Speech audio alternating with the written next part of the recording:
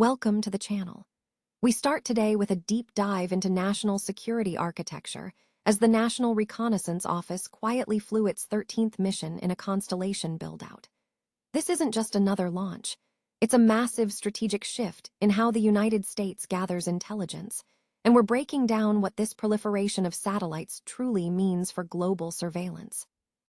Never get caught with a dead phone again. This INIU portable charger is compact, travel-friendly, and gives you fast 45-watt charging with a built-in USB-C cable, so there's no need to carry extra cords. With 10,000 mAh power, it's perfect for busy days, trips, emergencies, or anytime your battery drops too low.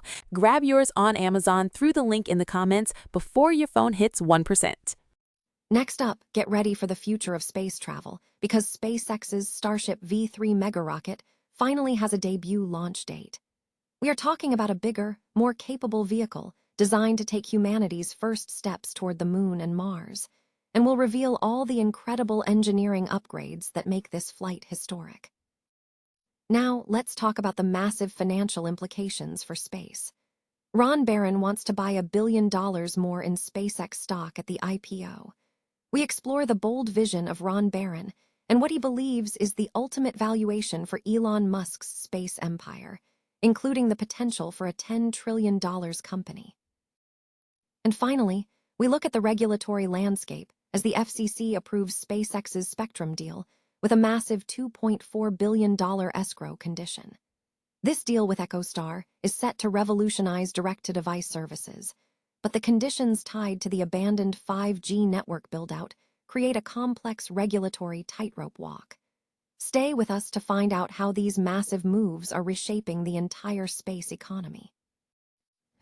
Noi Dung Kai Tight.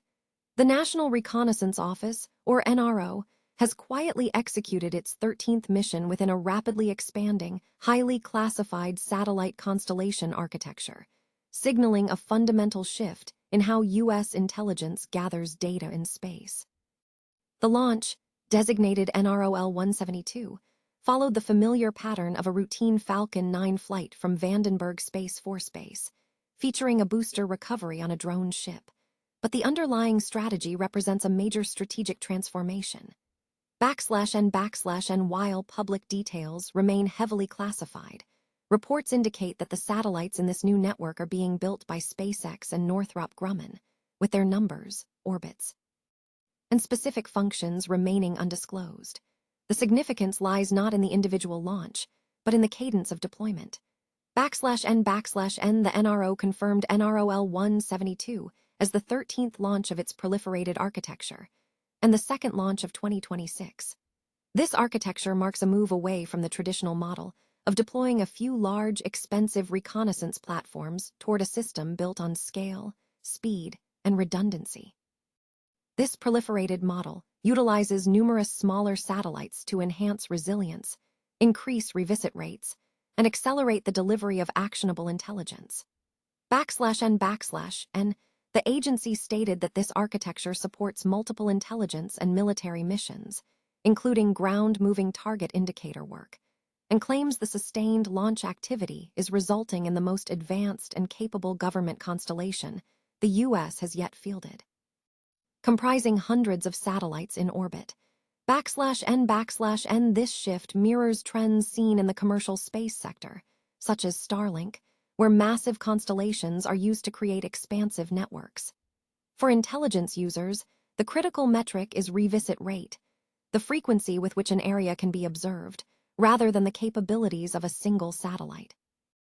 Increased frequency translates directly into faster data access and greater resilience against adversarial gaps in coverage. /N/, the launch infrastructure itself is becoming integral to the intelligence architecture. The routine use of vehicles like the Falcon 9, along with the recovery fleet and manufacturing rhythms, is no longer separate from the intelligence mission. This integration means that the launch system is as crucial as the satellites themselves. /N/, the NRO anticipates additional proliferated launches through 2029, suggesting the constellation is set to become a defining classified program of the decade through sheer accumulation. This strategy is occurring while global powers, including China with its Guoang network, are also pursuing large satellite constellations. This indicates a clear strategic pivot in the space environment from one dominated by a few exquisite platforms to one shaped by large, networked constellations. And ultimately, the reconnaissance revolution of the 2020s is unfolding not through dramatic announcements, but through repeated, individually ordinary launches. The strategic change is being executed in batches, leveraging routine launch procedures to build a resilient, scalable, and rapidly responsive space-based intelligence capability. Noi Dung Kai Tight. SpaceX's advanced Starship V3 megarocket is set for its debut launch, scheduled for Monday, May 19th at 6:30 p.m. ET, provided all procedures proceed as planned. This flight marks the first launch of the V3 version of the vehicle, which SpaceX announced on Tuesday, May 12th, is designed to take humanity's first steps toward the Moon and Mars. /N/N The launch will originate from SpaceX's Starbase site in South Texas. The flight window is set for 90 minutes, commencing at 6:30 p.m. EDT, 22:30 GMT, 5:30 p.m. local Texas time. Live coverage of the event will be available on channel YouTube.com. /N/N The Starship V3 represents a significant leap forward, incorporating numerous enhancements over previous versions. The V3 Super Heavy first stage features 3 grid fins instead of the original 4, which are larger and stronger, incorporating a new catch point for improved steering and recovery. Additionally, the hot stage, which connects the booster to the upper stage, is now integrated into the Super Heavy and will not be discarded during flight. The fuel transfer tube in the Super Heavy has also been completely redesigned to be roughly the size of a Falcon 9 first stage, enabling all 33 Raptor engines to start up simultaneously and more reliably. /N/N The Starship upper stage has undergone a clean sheet redesign of its propulsion system, introducing a new Raptor startup method, increased propellant tank volume, and an improved reaction control system. These updates aim to reduce propellant leakage risks. /N/N These modifications are intended to unlock core functionalities, including full and rapid reuse, propellant transfer capabilities, deployment of Starlink satellites, and the capacity to transport people and cargo to the Moon and Mars. V3 is powered by the more powerful V3 Raptor engine, and the launch will also debut Pad 2 at Starbase, featuring modifications like shorter booster catching chopsticks. /N/N For the maiden flight, the mission profile is expected to be similar to predecessors. The Starship vehicle will follow a suborbital trajectory, deploying 22 dummy Starlink V2 satellites approximately 17.5 minutes post-liftoff, followed by the relighting of one Raptor engine. The Starship is scheduled to splash down about 65 minutes after launch, likely in the Indian Ocean off the coast of Western Australia.